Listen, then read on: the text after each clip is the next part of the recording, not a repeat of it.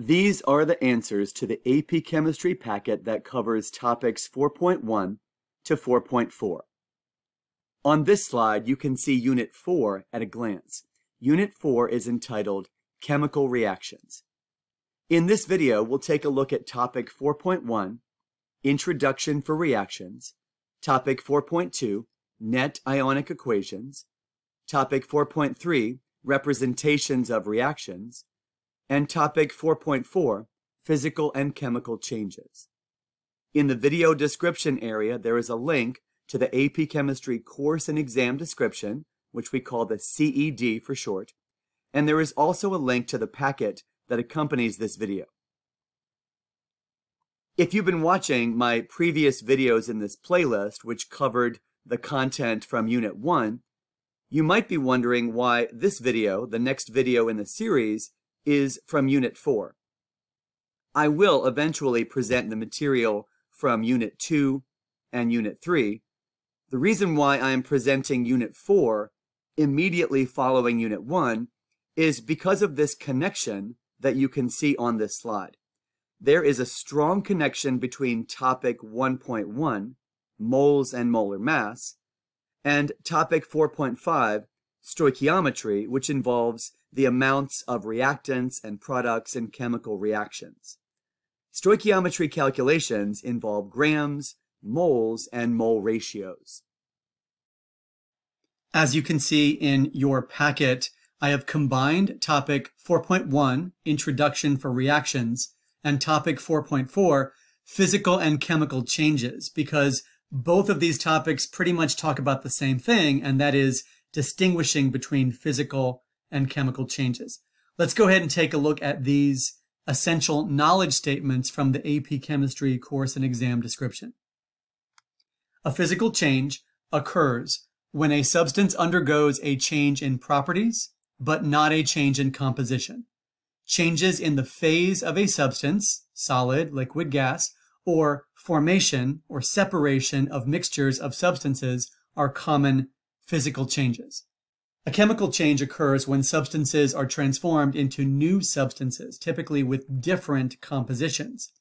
Production of heat or light, formation of a gas, formation of a precipitate, and or color change provide possible evidence that a chemical change has occurred. Processes that involve the breaking and or formation of chemical bonds are typically classified as chemical processes. Processes that involve only changes in intermolecular interactions, such as phase changes, are typically classified as physical processes.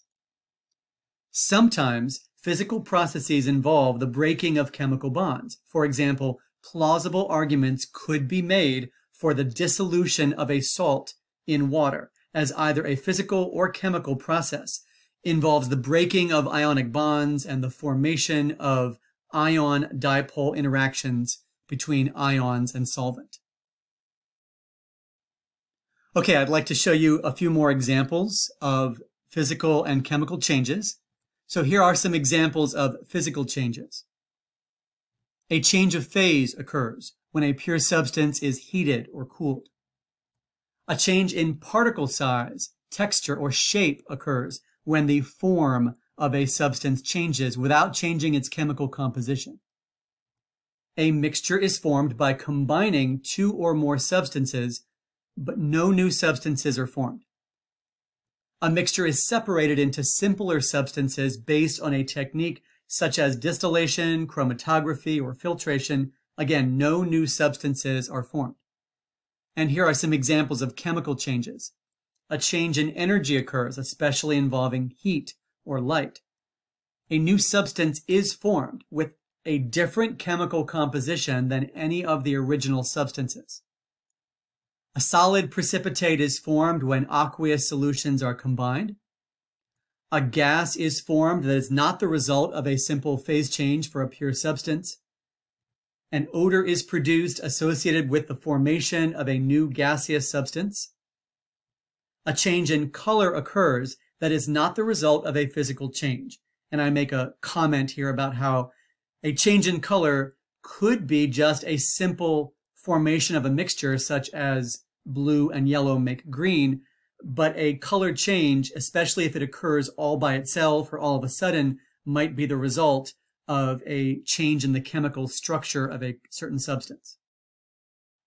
Okay, before we take a look at some specific example questions, I just want to talk briefly about what happens at the particle level during a physical change and during a chemical change.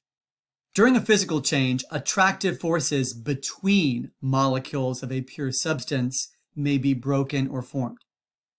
Attractive forces between particles of solute and solvent may be broken or formed during the separation or the formation of a mixture.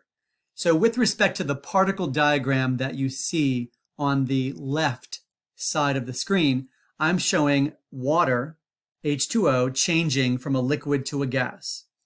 And the water molecules are still the same chemical composition.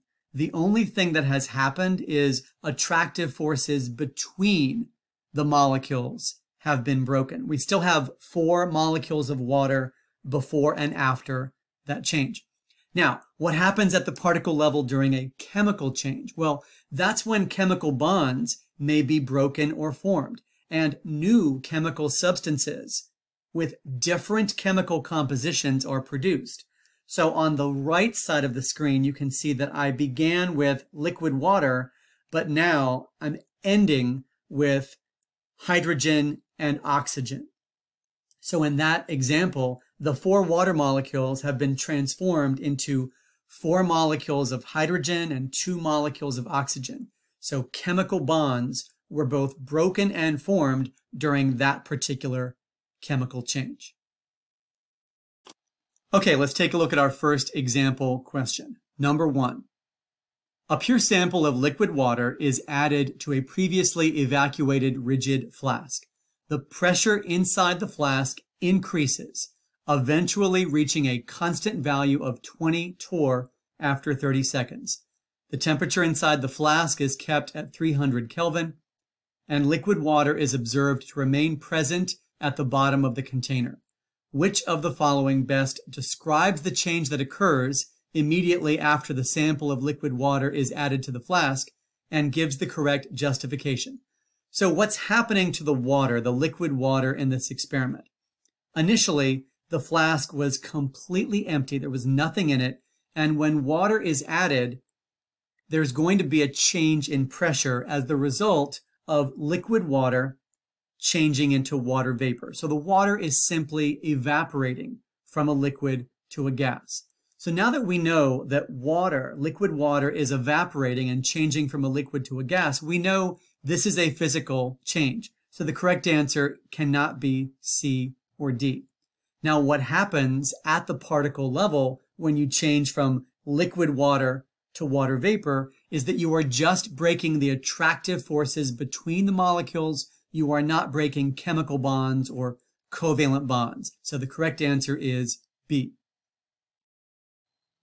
All right, moving on to number 2. Which of the following describes the change represented by the equation above and gives a correct justification? So clearly this is a chemical change. We start with HI, which is hydrogen iodide, and then we end with individual elements of hydrogen and iodine. HI is a compound.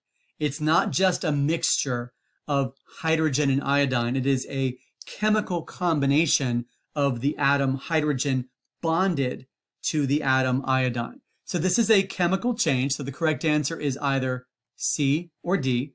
And again, we're not just separating a mixture. We are breaking covalent bonds within the HI molecule, and we're forming new covalent bonds between hydrogen atoms and between iodine atoms. So the correct answer is D. All right, number 3. A student had 2 dilute colorless solutions, HCl, aqueous, and NaOH, aqueous. Again, that would be hydrochloric acid and sodium hydroxide solutions, and they were at the same temperature. The student combined the solutions, and the process represented by the equation above occurred. Which of the following results would be evidence that a chemical reaction took place? So our 4 choices are that the solution is colorless, So that would be not a change in appearance at all because they were already colorless in the beginning. The temperature of the reaction mixture increases. The total volume of the mixture is approximately equal to the sum of the initial volumes, and the resulting solution conducts electricity. So of these four choices, the one that would jump out at me the most would be related to what we've already talked about as examples of chemical changes. And so the first example that's listed there, a change in energy occurs, especially involving heat or light.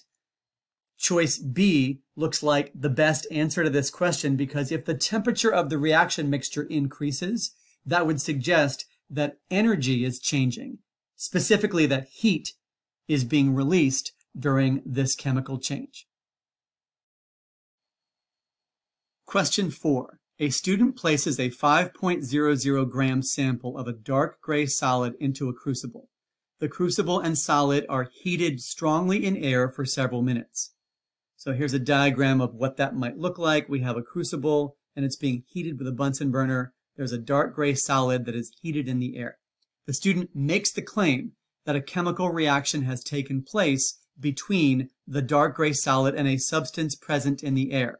So we don't know what the chemical formulas are, but the dark gray solid might have reacted with something in the air to produce a new substance. Which of the following observations is most likely to support the claim that a chemical reaction has occurred? If this dark gray solid did in fact react with a substance in the air to produce a new substance, then of the four choices that are listed, the most likely observation that would support this claim of a chemical reaction taking place would be choice B. If the solid reacted with something in the air, then the mass of this new substance would be different than what we started with. So now we have gone from 5 grams to 8 grams. So again, the best observation that would support the claim that a chemical reaction has occurred is choice B. All right, moving on to our next topic. This is topic 4.2, net ionic equations. Here are 3 essential knowledge statements from the AP Chemistry course and exam description. All physical and chemical processes can be represented symbolically by balanced equations. Chemical equations represent chemical changes. These changes are the result of a rearrangement of atoms into new combinations. Thus, any representation of a chemical change must contain equal number of atoms of every element before and after the change occurred. Equations thus demonstrate that mass is conserved in chemical reactions.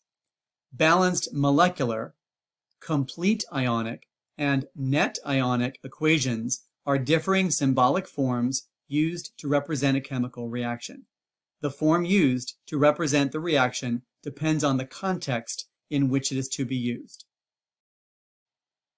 In order to master the skill of writing a net ionic equation, it is important to understand why substances behave as electrolytes or non-electrolytes. So in this diagram, we have distilled water on the left, which does not conduct electricity, and we have salt water on the right, which does conduct electricity. If we look closer at the particle view, for distilled water, H2O, is an example of a non-electrolyte. It is a covalent molecular substance that consists of neutral molecules. The absence of charged particles explains why a sample of pure H2O does not conduct electricity. Salt water, or sodium chloride, it's an example of an electrolyte. NaCl, or sodium chloride, is an ionic substance, and when sodium chloride dissolves in water, the sodium and chloride ions break away from the solid crystal lattice. A solution of aqueous sodium chloride contains positive and negative ions that can move freely throughout the solution. The movement of ions allows electricity to flow through the solution. Question 5. A substance can conduct electricity when there are mobile charged particles. Explain each of the following observations related to conductivity. Each of your explanations should refer to the presence or absence of charged particles in the sample and whether or not the charged particles can move or flow freely. Part A. A piece of solid silver metal does conduct electricity? Silver is a metal or a metallic element. The explanation for why a metal can conduct electricity will be presented in Unit 2, which is entitled Compound Structure and Properties. This chemistry content about the properties of metals falls under topic 2.4, Structure of Metals and Alloys. In one of the essential knowledge statements from the AP Chemistry course and exam description for topic 2.4, it says that metallic bonding can be represented as an array of positive metal ions surrounded by delocalized valence electrons, that is, a sea of electrons. So silver, Ag, is an example of a metallic solid. Metals are good conductors of electricity because there are valence electrons, charged particles, that are able to move and flow throughout the entire crystal lattice. Part B, a sample of solid crystals of sodium chloride, NaCl, does not conduct electricity. Sodium chloride is an example of an ionic solid. There are positive and negative ions present in the solid, but they are held in fixed positions in a rigid crystal lattice. Since the ions, charged particles, are not free to move and flow, the solid does not conduct electricity. Part C, a sample of molten, that is, melted sodium chloride does conduct electricity. Here, as you can see in this video, there are two wires that are not touching, so when the wires are connected, the light bulb comes on. And what's going to happen now is that in that container where the two wires or electrodes are located, solid sodium chloride or table salt is going to be added to the container. As I mentioned in Part B, even though the solid sodium chloride contains positive and negative ions, the charged particles are not able to move and flow freely, which is why solid sodium chloride does not conduct electricity. But now, as you can see in the video, the sample is being heated until it melts. And once we have liquid or molten sodium chloride, the light bulb comes on. So now the ions which are present are able to move and flow. So sodium chloride is an example of an ionic solid. There are positive and negative ions present in the solid, and when the solid is melted, the ions, charged particles, are free to move and flow so that liquid sodium chloride does conduct electricity. Part D, a sample of aqueous sucrose, C12H22O11, does not conduct electricity. So unlike sodium chloride, which is an ionic compound, sucrose and water are examples of molecular compounds. They consist of molecules, neutral molecules. They do not consist of ions or charged particles. So both sucrose and water are examples of non-electrolytes. They are covalent molecular substances that consist of neutral molecules. The absence of charged particles explains why a solution of sucrose and water does not conduct electricity. Part E, a sample of aqueous methanol, CH3OH, does not conduct electricity. It's the same reason as shown in Part D. Methanol, CH3OH, and water are examples of non-electrolytes. They are covalent molecular substances that consist of neutral molecules. Again, the absence of charged particles explains why a solution of methanol and water does not conduct electricity. Part F, a sample of aqueous potassium hydroxide, KOH, does conduct electricity. So potassium hydroxide is an example of an ionic solid. There are positive and negative ions present in the solid, and when the solid is dissolved in water, the ions, the charged particles, are free to move and flow so that aqueous potassium hydroxide does conduct electricity. This is the same reason as I mentioned earlier with sodium chloride dissolved in water. An aqueous solution of an ionic compound contains positive and negative ions that can move freely throughout the solution, and the movement of ions allows electricity to flow. Question 6. Each of the following solutes can be dissolved in water to form an aqueous solution. Write a balanced chemical equation that represents what happens to the solute particles when the solute is dissolved in water. So the first thing that we should do is to classify each of these 6 substances as being either ionic or covalent molecular. If we can do that, then we can decide, does this solute split up into positive and negative ions when dissolved in water, or does it remain as neutral molecules when dissolved in water? So our first example is copper Roman numeral 2 chloride, CuCl2. One way that we can classify a substance as being ionic is if it contains a metal and a nonmetal. And copper is a metal, chlorine is a nonmetal, so therefore we can call this ionic, or in general, if we recognize positive ions that are known as cations, negative ions known as anions in the chemical formula. So copper 2 plus is a positive ion, chloride, Cl minus is a negative ion, so that's a good start. Let's keep going. Our next example is glucose.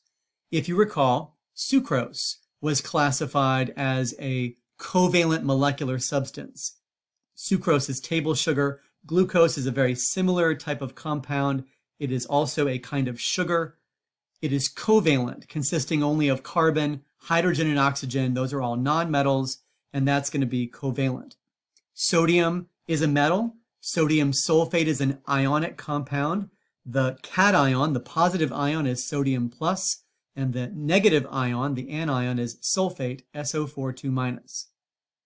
Our next example, ammonium nitrate, initially you might think it is covalent because you don't see any metals in this formula. However, it does contain both a polyatomic cation and a polyatomic anion. So ammonium is NH4 plus and nitrate is NO3 minus. That is classified as an ionic compound. It does contain positive and negative ions. Our next example is ethanol. It's very similar to methanol, which was CH3OH. It is consisting, like the glucose and the sucrose, of only nonmetals, carbon, hydrogen, oxygen, and it's going to exist in the form of neutral molecules. It's covalent molecular. And then finally, barium hydroxide. Barium is a metal. The positive ion is barium 2 plus. Hydroxide is a polyatomic ion. The anion is hydroxide OH minus.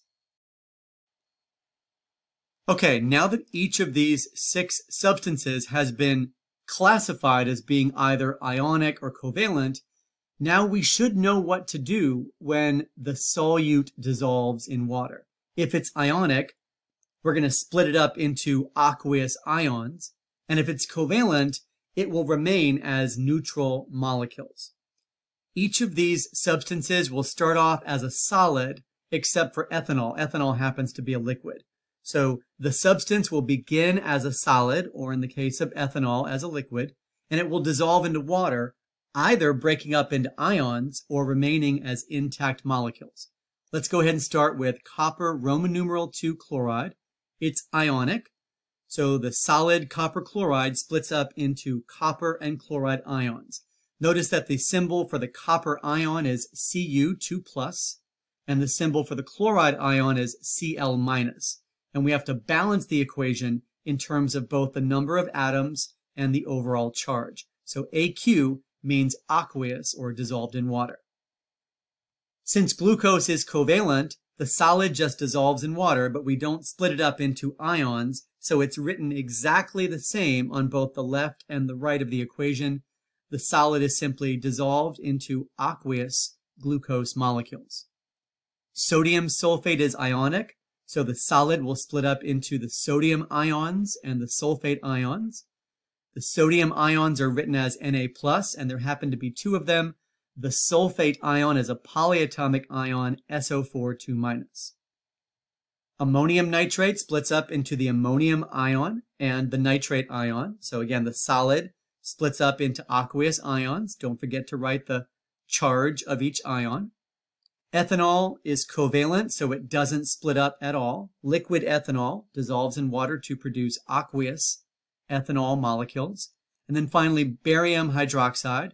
The solid will split up into barium ions and hydroxide ions. Again, don't forget to include the charge on each ion. So barium is Ba2+, hydroxide is OH-, and we happen to have 2 hydroxide ions for every 1 barium ion.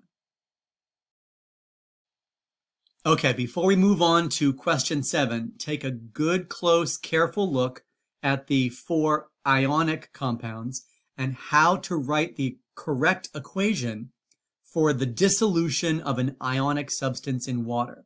Notice how it breaks up into separate aqueous positive and negative ions. So question 7, students were asked to write an equation that represents what happens to the solute particles when solid calcium nitrate, that's the formula with calcium ions and nitrate ions, when that substance is dissolved in water. So we have 7 examples of incorrect responses. Give a reason to explain why each of the following responses is incorrect. Again, calcium nitrate is ionic. It contains calcium ions and nitrate ions. So our first response is incorrect because there are no ions shown on the right side of the equation. We should be seeing calcium and nitrate ions. The second response is also incorrect for the same reason. There are no calcium or nitrate ions on the right side of the equation. Getting a little closer with our third response, I see calcium and nitrate, but there are no charges shown on these ions. So don't forget to include the charges on these aqueous ions. In our next example, we have the correct charge on nitrate, but calcium's charge should be 2+ instead of 1+. Nitrate is a polyatomic ion that is written as NO3-. It does not break up into these monoatomic ions of nitrogen and oxygen, so that part is incorrect. Getting closer, now we have the correct formula and charges for calcium and nitrate, but the overall equation is not balanced. There should be 2 nitrate ions produced for every 1 calcium ion. And then our last response, the reason why this is incorrect is because H2O, water, liquid water, is shown in identical forms on both sides of the equation. So we don't write a chemical equation that has the exact same chemical formula with the exact same form on opposite sides. So the correct answer for the dissolution of calcium nitrate dissolved in water would be solid calcium nitrate written as one formula on the left and the separate aqueous ions with their charges on the right. Again, the overall equation is balanced in terms of both atoms and charge. Question 8. Draw 2 different particle diagrams below. On the left, represent solid sodium chloride. On the right, represent aqueous sodium chloride. Use the following symbols to create your particle diagrams. So the particle diagrams can be built with sodium ions, chloride ions, and water molecules.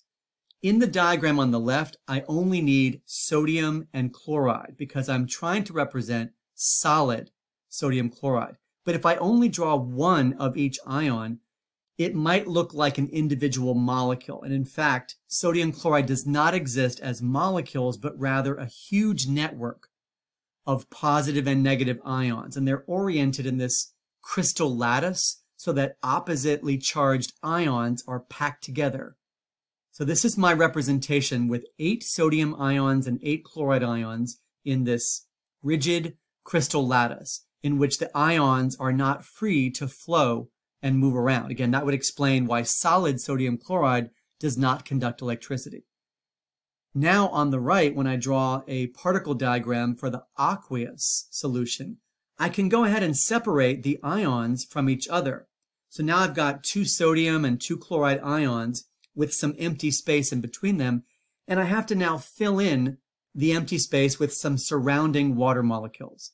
But before I draw the water molecules, let's think about the fact that water is a polar molecule.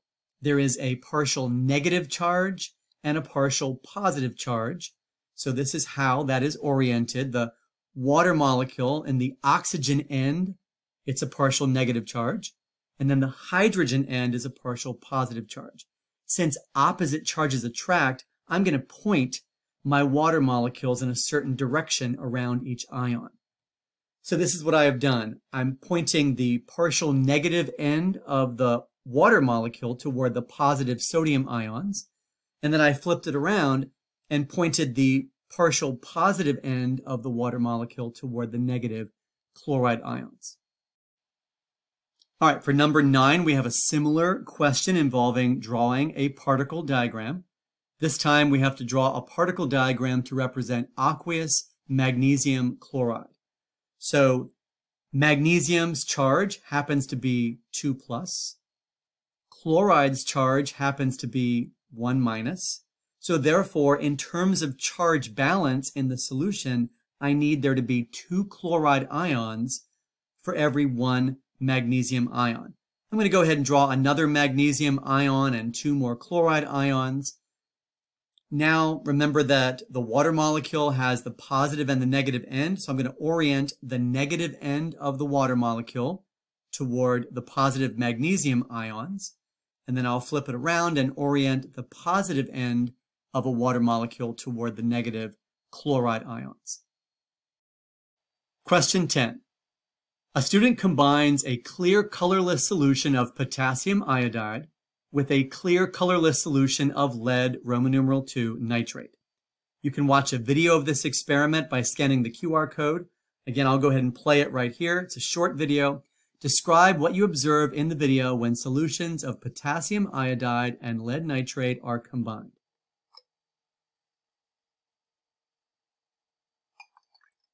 And the answer is a yellow precipitate is formed when the solutions of potassium iodide and lead nitrate are combined together. We talked earlier in this video about physical and chemical changes, and one sign of a chemical change is the formation of a precipitate. So a precipitation reaction occurs when 2 different aqueous solutions containing ions are combined, resulting in the formation of an insoluble or slightly soluble solid ionic compound. The solid product is called the precipitate, and there are 3 ways to write a balanced equation for a precipitation reaction: a molecular equation, a complete ionic equation, and a net ionic equation. Question 11. The experiment described in question 10 involves the chemical reaction between aqueous solutions of potassium iodide and lead Roman numeral II nitrate. The yellow solid precipitate formed in this experiment is lead Roman numeral II iodide. Part A. Write the balanced molecular equation for the reaction. Include the phases of matter symbols AQ or S for each reactant and product. So what is a molecular equation? A molecular equation is one in which each reactant and product is written as a neutral compound. Let's make sure that we understand how to write the formulas for the reactants and products in this reaction, starting with potassium iodide. Potassium, the charge on the ion is +1. Iodide, the charge on the ion is -1. So the formula would be written as Ki, since the charges balance each other out. Lead is Pb, and it says Roman numeral II nitrate. So the charge on lead is 2+. Nitrate is a polyatomic ion that happens to be NO3 with a charge of -1. So the formula for lead Roman numeral II nitrate is not going to be a 1-to-1 ratio between the ions. Since the charges don't balance each other out, we need 2 nitrate ions for every 1 lead ion. So again, we'll write that chemical formula based on how those ions line up and match. Now for the products.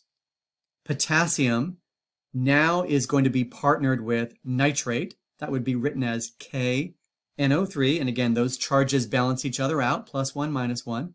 And then lead, Roman numeral II iodide. The charges on lead and iodide are not going to balance each other out, so we need 2 iodide ions for every 1 lead ion. Okay, now that we have chemical formulas, we still have to balance the equation overall. So there are two iodide ions on the right. We need another formula of potassium iodide on the left.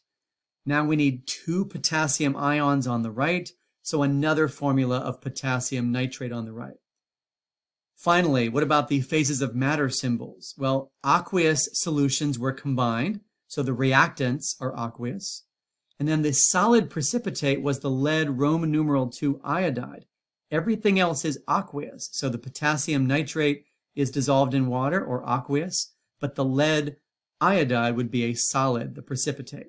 So here is the correct balanced equation, the molecular equation for the reaction, including all of the phase of matter symbols. Part B, write the balanced complete ionic equation for the reaction. Include the phases of matter symbols for each reactant and product. So for a complete ionic equation, any substance that ionizes completely is broken up into separate ions. Any substance that does not ionize or is only partially ionized is written as a neutral compound.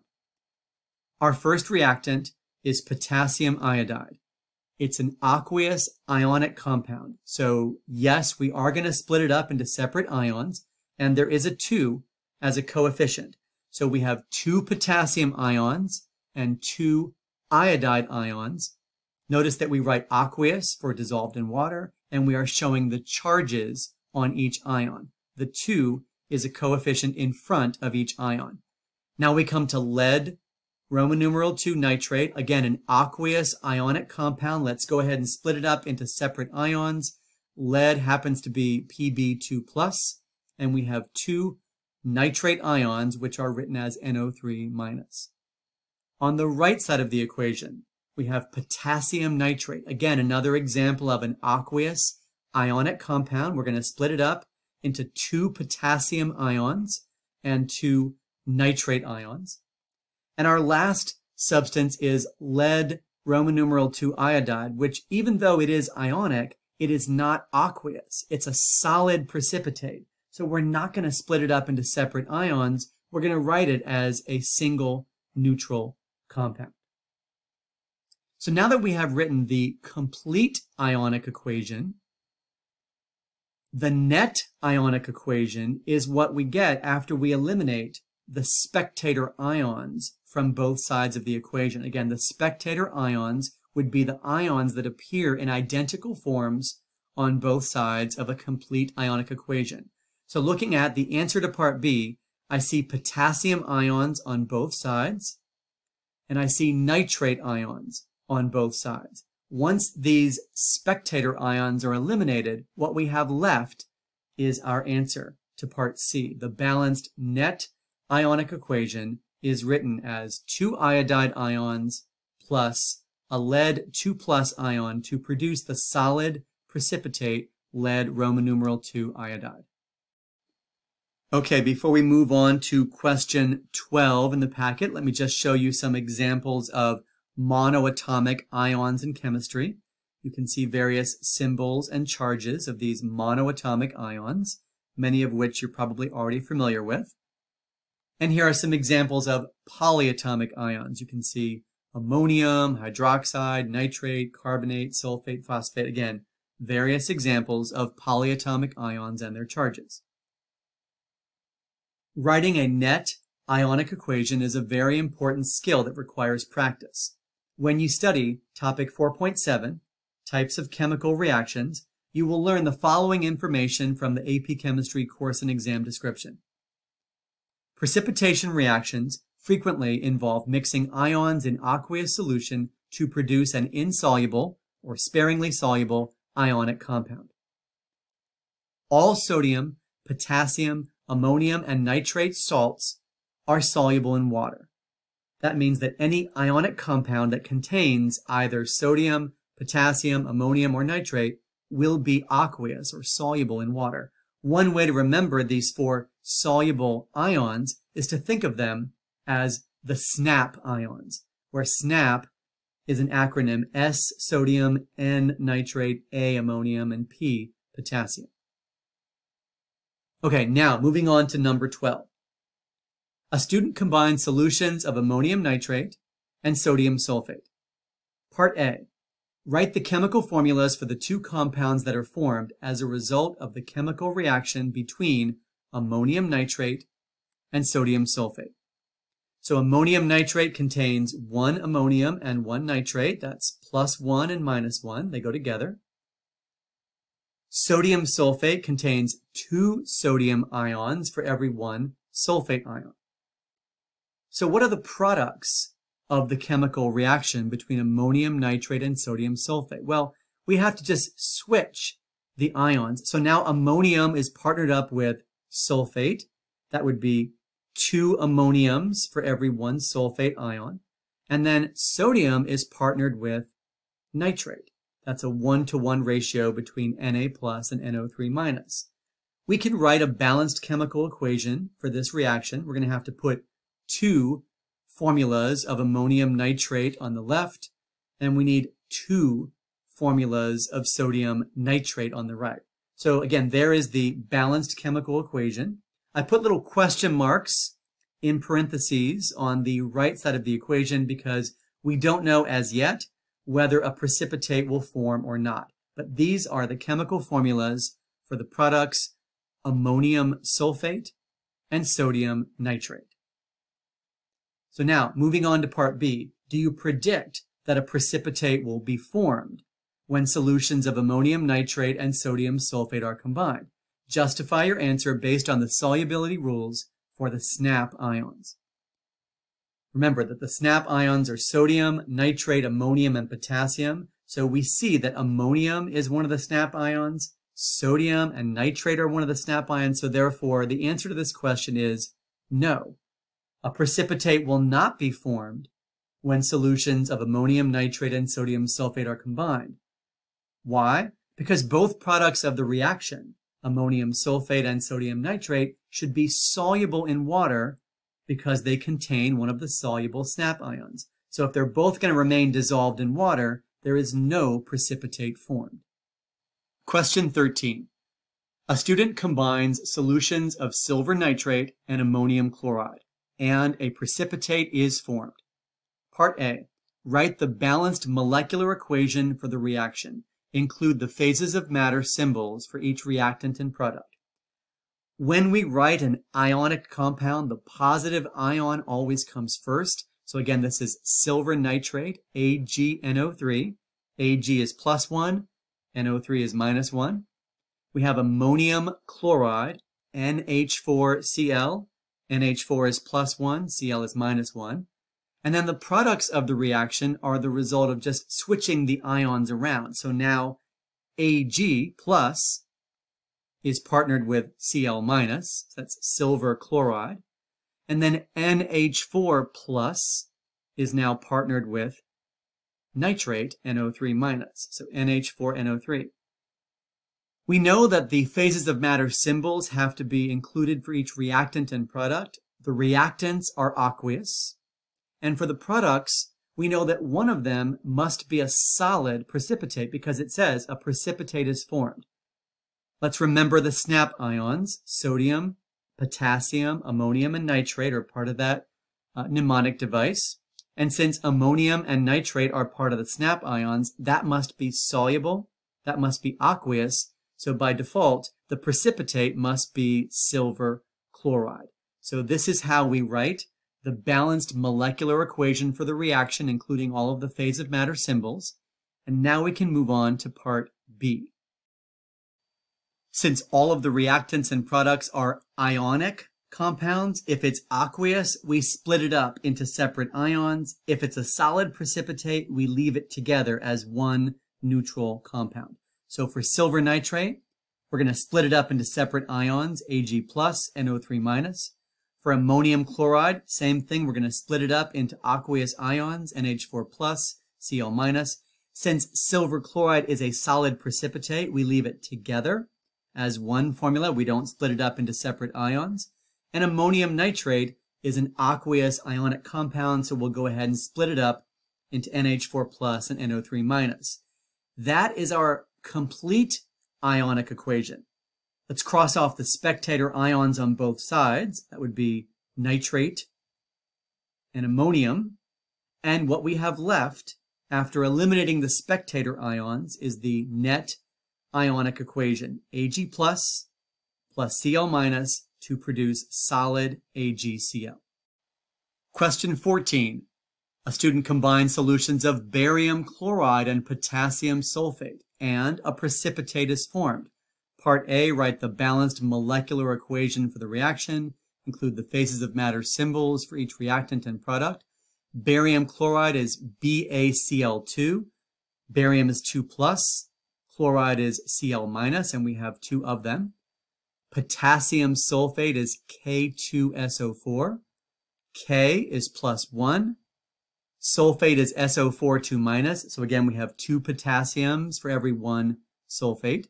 Now, barium's new partner is sulfate, BaSO4. Those charges balance each other out. And potassium's new partner is chloride.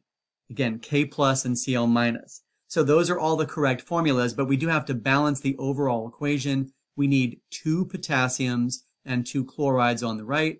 So another formula of KCl. In terms of the phases of matter, we know that the reactants are aqueous. So again, there's AQ for both reactants. And there is a precipitate formed. So which one is the precipitate? Since as we consult the snap ions, we discover that potassium is one of the soluble snap ions, that means that potassium chloride would be soluble or aqueous. And so our precipitate must be solid barium sulfate. So there is our molecular equation for part A. It's balanced. It's got all the phases of matter. Now we're going to split up all of the aqueous ionic compounds to write the complete ionic equation in part B. So we'll split up barium chloride into barium and chloride, again, Ba2 plus and 2 Cl minus. We split up potassium sulfate into potassium and sulfate, 2 K plus and then SO4 2 minus. We don't split up the barium sulfate because that is a solid precipitate that is not dissolved in water, so it doesn't break up into ions. And then we do split up the aqueous ionic compound potassium chloride, 2 K plus and 2 Cl minus because of that coefficient in the balanced equation.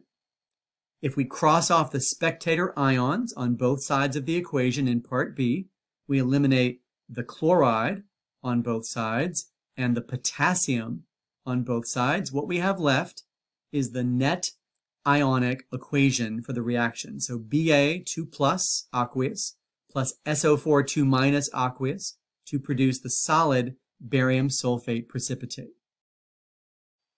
Question 15. A student combines solutions of copper Roman numeral 2 chloride, CuCl2, and sodium hydroxide, NaOH, and a precipitate is formed. Part A. Write the balanced molecular equation for the reaction. Include the phases of matter symbols for each reactant and product.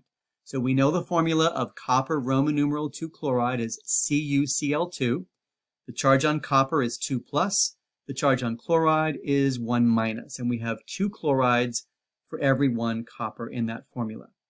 Sodium hydroxide is NaOH, and the charges are plus 1 and minus 1.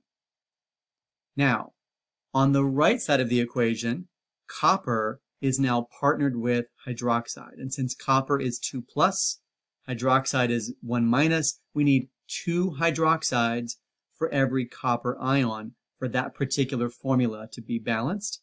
And sodium is now partnered with chloride. So the chemical formula of sodium chloride would be NaCl plus 1 minus 1. Since we have 2 hydroxide ions on the right, we're going to need another formula of sodium hydroxide on the left. Now we need 2 sodiums and 2 chlorides on the right, so we have to have another formula of sodium chloride on the right. We know that we can write the symbols for the phases of matter as either AQ or S. The reactants are aqueous, and one of the products is going to be an insoluble precipitate. So do we see any snap ions on the right? Yes. Sodium is one of the snap ions, so therefore sodium chloride must be soluble or aqueous. That means that the precipitate must be the copper Roman numeral 2 hydroxide. So there is our balanced molecular equation for part A with all the phase of matter symbols. For part B, we'll split up all of the aqueous ionic compounds. We're not going to split up the solid precipitate, so copper chloride is split up into Cu2 plus and 2Cl minus. Sodium hydroxide is split up into 2 sodium ions and 2 hydroxide ions. Our copper hydroxide is our precipitate, so we leave it written together as one neutral formula. And then we split up the aqueous sodium chloride into 2 sodium ions and 2 chloride ions. Let's now eliminate the spectator ions on both sides of the equation. In this case, that's going to be eliminating chloride on both sides and sodium on both sides. So what we have left is our answer to part C. The net ionic equation would be Cu2 plus aqueous plus 2 hydroxide ions, OH minus, to produce the solid copper Roman numeral 2 hydroxide precipitate. Question 16. Based on the information shown in the particle diagrams below, draw a particle diagram in the box on the far right that represents both the aqueous ions and the solid precipitate. Pay attention to the conservation of mass. You do not need to include any water molecules in your diagram. So if you remember the molecular equation that you wrote for number 13 in the packet, it was silver nitrate plus ammonium chloride to produce solid silver chloride as a precipitate, and then aqueous ammonium nitrate, which remained dissolved in the solution. So how many silver and chloride ions do we see in this particle diagram? Well, I see 2 silvers in the first box and 2 chlorides in the second box. I'm going to show them as a solid precipitate, which means they should be touching each other. And they're going to be written on the bottom of the particle diagram as if a solid has formed at the bottom of the beaker or the test tube or the container. So there's 2 silvers and 2 chlorides touching each other to represent the solid crystal lattice. Now, what about the nitrate and the ammonium ions? Well, they should be near the top of the diagram. I'm not going to show any water molecules, but I should show these ions as separated from each other with a little bit of space in between, implying that they can move and flow throughout the solution. So aqueous ions with some separation near the top, and solid precipitate in the form of ions together and touching in a crystal lattice at the bottom.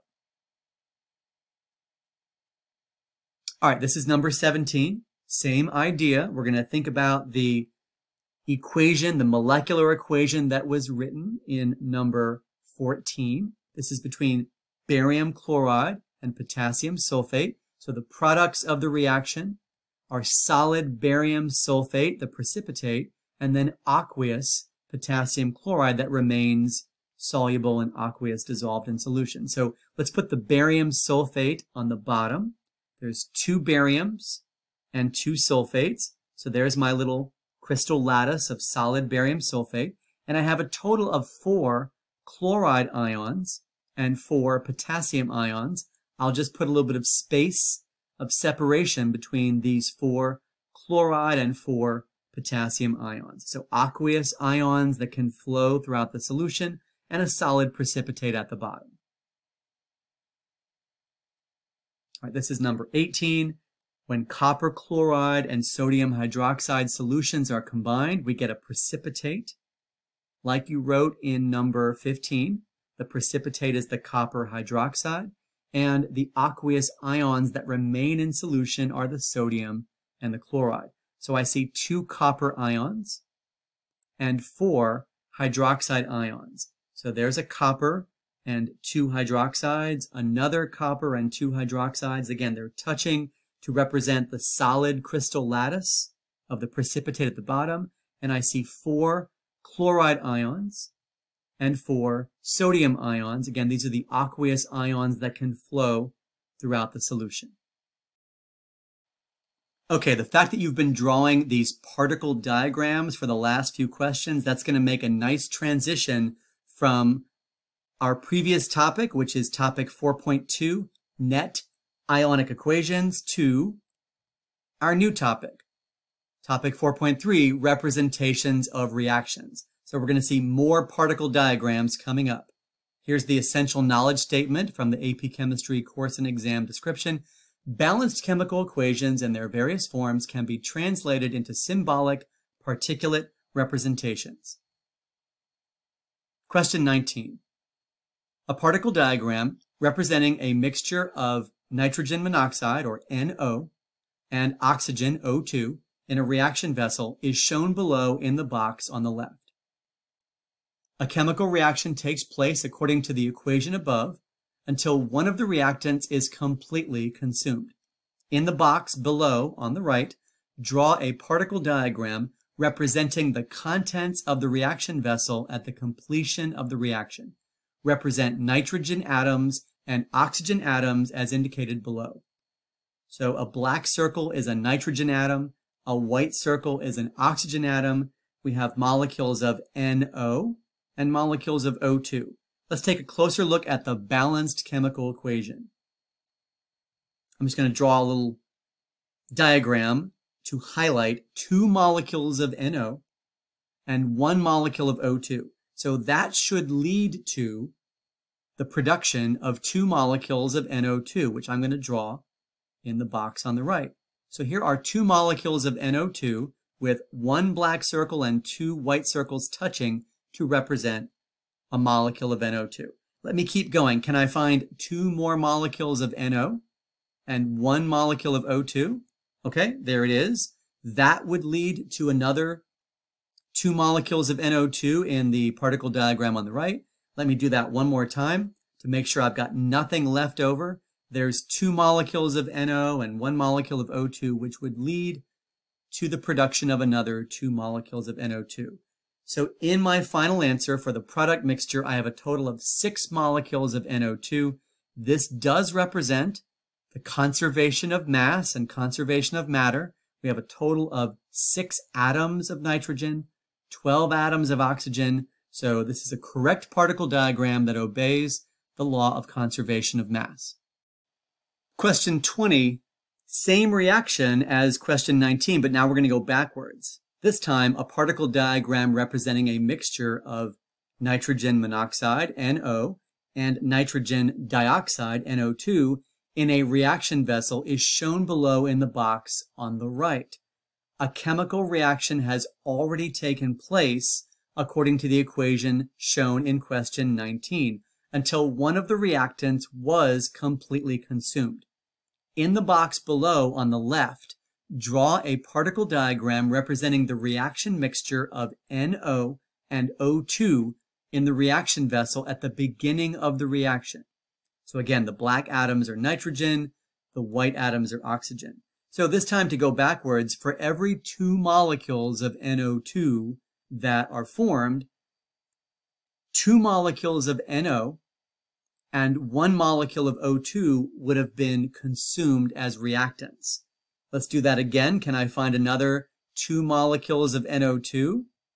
Yes, that would have been produced from 2 molecules of NO and 1 molecule of O2. But now you'll notice that there are some molecules in the product mixture that I haven't circled yet. And these are unreacted or leftover molecules of NO. I can't throw them away. I can't ignore them. So those 4 molecules of NO, which are extra, leftover, unreacted, at the end, need to be present at the beginning in order to obey the law of conservation of mass. So it looks like we had some extra molecules of NO. Still, my final answer here is a particle diagram that is correct, and it's based on the law of conservation of matter. Question 21. New reaction. A particle diagram representing a mixture of N2 and H2 in a reaction vessel is shown below in the box on the left. A chemical reaction takes place according to the equation above until one of the reactants is completely consumed. In the box below on the right, draw a particle diagram representing the contents of the reaction vessel at the completion of the reaction. So black atoms are nitrogen, white atoms are hydrogen. For every 1 molecule of N2 and 3 molecules of H2, so like that, I'm going to produce 2 molecules of NH3, which would mean I have to show 2 molecules of NH3. That's a black circle with 3 white circles touching them. Okay, so there is 2 molecules of NH3. Let me find another set. Is there 1 molecule of N2, 3 molecules of H2? Yep, there it is. That would produce another 2 molecules of NH3. There we go. Now, I still have 2 molecules of N2 that are left over and extra, and I can't throw them away. So to obey the law of conservation of mass, those 2 molecules of N2 would need to show up as leftover, unreacted, but still present in the product mixture. So we have obeyed the law of conservation of mass yet again in drawing this particle diagram.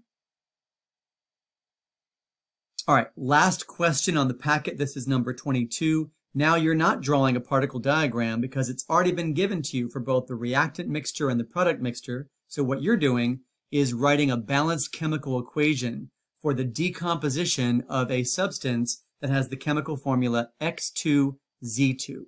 So atom X is the black circle, atom Z is the white circle. These are just fictitious made-up elemental symbols. So how many molecules of X2Z2 do you see at the beginning in the reactant mixture? Well, I see 6 molecules of X2Z2.